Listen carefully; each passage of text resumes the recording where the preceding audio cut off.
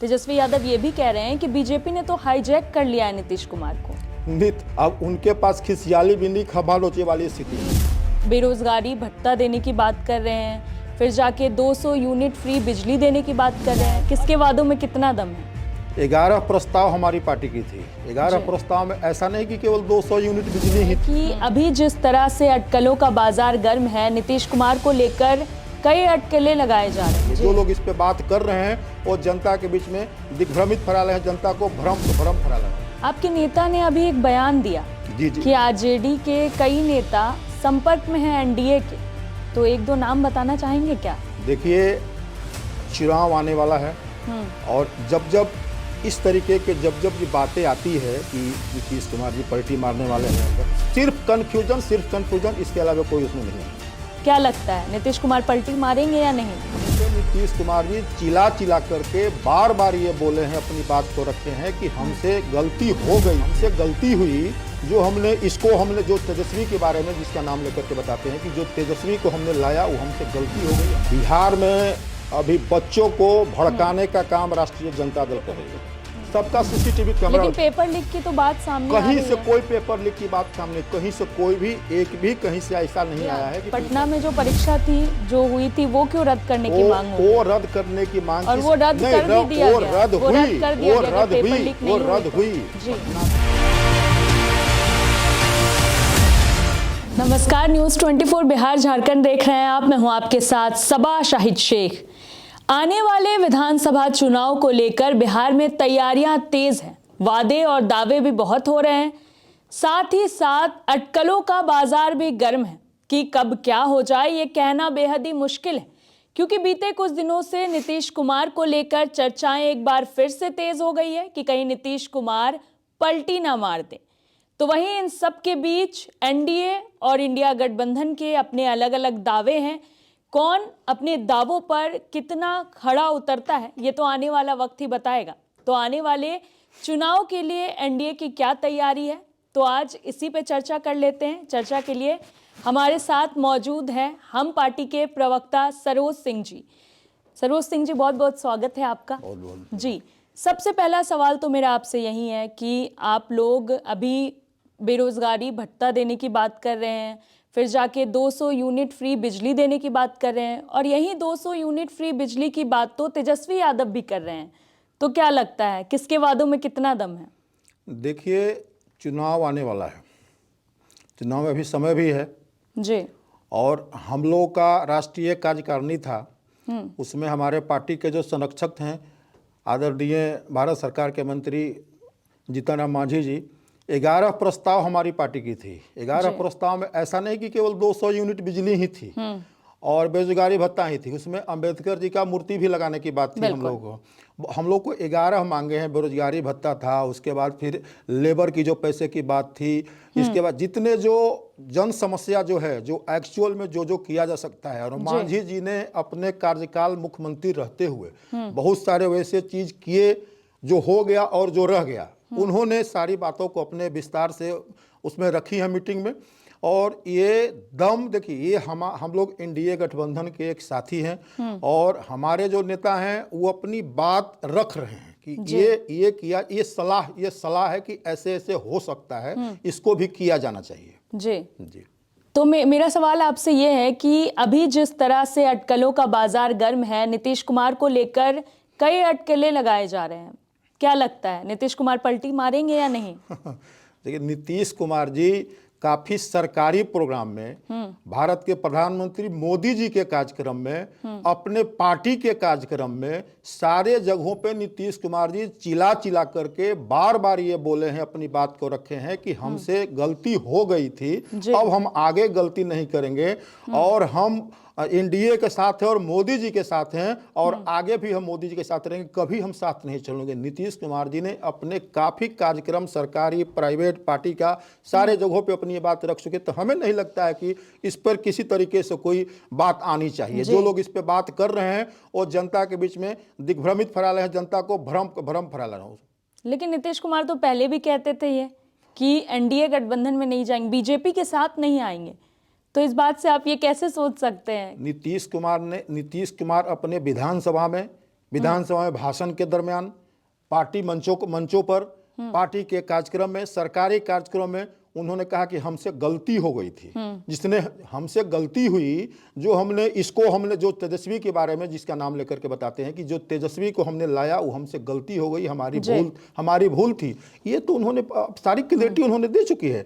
तो हमें नहीं लगता है कि ये जो नीतीश कुमार के लेकर जो विषय उत्पन्न हो रहा है उसमें कोई सिर्फ कंफ्यूजन, इसके अलावा कोई उसमें नहीं है, कोई दम नहीं है उसमें, कोई दम नहीं है। आपके नेता ने अभी एक बयान दिया कि आरजेडी के कई नेता संपर्क में हैं एनडीए के, तो एक दो नाम बताना चाहेंगे क्या? देखिए, चुनाव आने वाला है और जब इस तरीके के जब ये बातें आती है कि नीतीश कुमार जी पलटी मारने वाले हैं, गठबंधन बदलने वाले हैं, तब इस तरीके से जो है ना, जो पार्टी के जो कोई भी लोग हों, पार्टी के बड़े नेता हों, किसी भी पार्टी के हों, वो गठबंधन के चाहे विधायक हों, आरजेडी के हों, या जो भी जिस अलायंस से इधर उधर जो जब होता है, चेंज की जब बात आती है, तो काफ़ी लोग जो 12 विधायक तो हमारे नेता जो हमारे जो संरक्षक महोदय हों तो 10-12 की बातों कर रहे हैं, लेकिन हमें लगता है उससे ज़्यादा लोग संपर्क में हैं।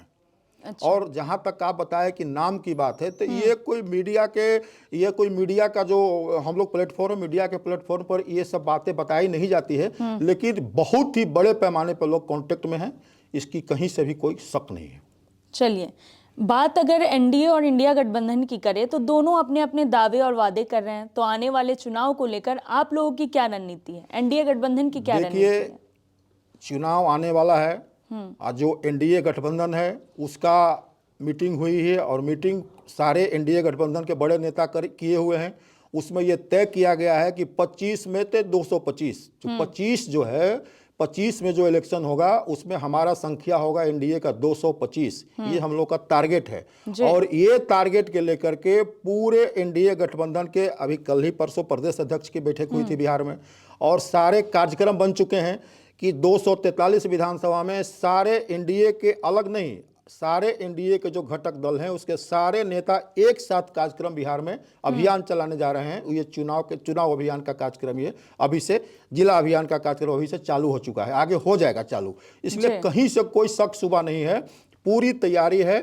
25 मतलब 225 की ये टारगेट है। और नीतीश कुमार के नेतृत्व में भारतीय जनता पार्टी भी, हमारे पार्टी के भी नेता, कहीं से कोई कन्फ्यूजन नहीं है। ये जो कन्फ्यूजन फैला रहे हैं ये आरजेडी वाले, वो लोगों को गुमराह कर रहे हैं, उनके पास कोई दम नहीं है। उनके सरकार जब थी, अपने भी सरकार में थे, तो जब अपने उस सरकार में आते हैं तो ये अपने सरकार में आते थे, नीतीश कुमार के बदौलत तो सरकार में आते हैं। नीतीश कुमार उनको जब चाहते हैं आ जाते हैं, और जब वो हटते हैं तो कहते हैं हम नहीं जाएंगे, फिर भी दरवाजा खोल करके कहते हैं कि दरवाजा हमारा बंद हो जाता है, और फिर दरवाजा खोल करके रखे हुए हैं। तो उन लोग के ऊपर जनता का कोई भरोसा नहीं है। अभी जो विधानसभा का उपचुनाव जो हुआ है, ये 4 सीटों पर आपने देख लिया कि 4 सीटों पर क्या उनके लोग जो कह रहे थे, तेजस्वी जी खुद बोल रहे थे कि ये जो गठबंधन है ये उपचुनाव जो है ये सेमीफाइनल है। अगर वो सेमीफाइनल है तो फाइनल क्या होगा? बिल्कुल, मैं ये पूछना चाहता हूं। जी, तेजस्वी यादव तो बहुत कुछ कह रहे हैं आजकल। तेजस्वी यादव ये भी कह रहे हैं कि बीजेपी ने तो हाईजैक कर लिया है नीतीश कुमार को। अब उनके पास खिसियाली बिंदी खभा लोचे वाली स्थिति है। अब वो कहेंगे क्या? उनके पास क्या कहने के लिए है? क्या बोल सकते हैं? वो केवल तो लोगों को जो बोलते हैं आरक्षण पर विधानसभा में बोले, लोगों को गुमराह किए। किस आरक्षण पर जो बोले कि बच्चों को किस तरीके से आरक्षण देना चाहिए, ये जो कोर्ट और जो आरक्षण वाला जो मसला इशू जो उठा था उसमें क्लियरफाई कर दिया विधानसभा में, पार्टी के जो नेता थे क्लियरफाई कर दिए।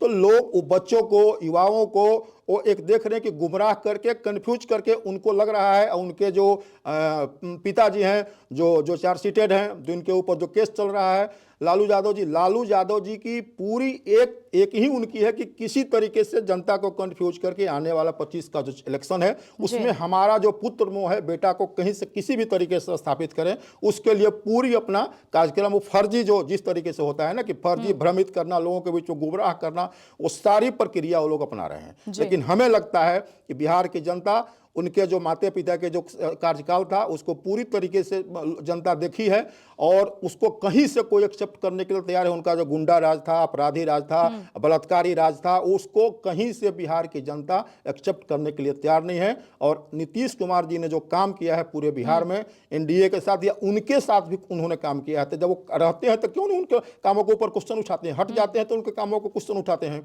तो हमें नहीं लगता है कि नीतीश कुमार के नेतृत्व में पूरा बिहार की जनता एकजुट है। लगता है कि फिर से एक बार बिहार की जनता उनको फिर से एक बार बिहार के मुख्यमंत्री बनाएगी। 25 मतलब 225। जी, अगर आने वाले चुनाव की बात करें तो हम पार्टी कितनी सीटों पे चुनाव लड़ने वाली? देखिए, हम पार्टी जो अभी जो मीटिंग हम लोग की हुई थी राष्ट्रीय कार्यकारिणी में, उसमें ये कहा गया है, बातें आई है कि हमारी पार्टी है, पिछली बार नीतीश कुमार जी ने 7 सीट दिया था हम पार्टी को। आज उस समय हमारी पार्टी जो है न तो कोई उसका मिनिस्टर था न तो उसका कोई विधायक था। पहली बार 7 सीट दिए और 7 में 4 सीट 4 विधायक जो है चुन करके आए। आज के डेट में जहां जहां भी सीटें मिल रही है वो सारी सीट जो है हम पार्टी जीतती हुई सारी सीट जीत जा रही है। तो मेरा ये कहना है, पार्टी का भी ये कहना है कि हम जब कुछ नहीं थे तो 7 में हम 4 जीते। आज हमारा जो है स्वर्णिम काल है, हम पार्टी का स्वर्णिम काल चल रहा है। बिहार में हमारे मिनिस्टर हैं, बिहार में हमारे बदौलत सरकार चल रही है, 4 विधायक समर्थन में है। उसके बाद भारत सरकार में जो 1 एमपी का आपने टिकट दिया, 1 एमपी हमारे जीत गए और भारत सरकार में मंत्री बनकर के बैठे हुए हैं। तो हमारा अचीवमेंट 100% है। आप ये देखे होंगे कि लोकसभा चुनाव और विधानसभा, पिछले विधानसभा चुनाव और ये लोकसभा, पिछले विधानसभा चुनाव में पूरे मगध इलाके में जो चुनाव हुआ एनडीए का, उसमें सारे जगहों पे सारे सीट हार गया एनडीए।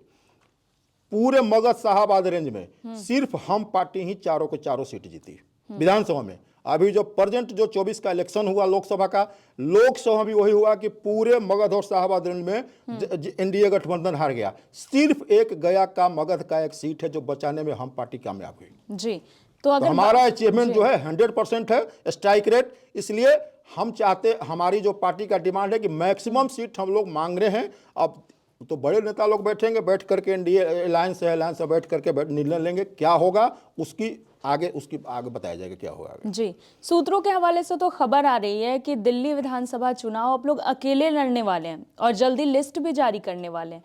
तो अगर सीटों की मांग बिहार में भी पूरी नहीं हुई तो ऐसा कुछ होने वाला है क्या? हम लोग झारखंड में भी हमारी पार्टी झारखंड में भी तैयारी की हुई थी। झारखंड में भी हम लोगों ने अपनी हम लोग कोशिश कर रहे थे झारखंड में हमारी पार्टी लड़ने की कि हमारा वहाँ भी कम से कम उपस्थिति हो।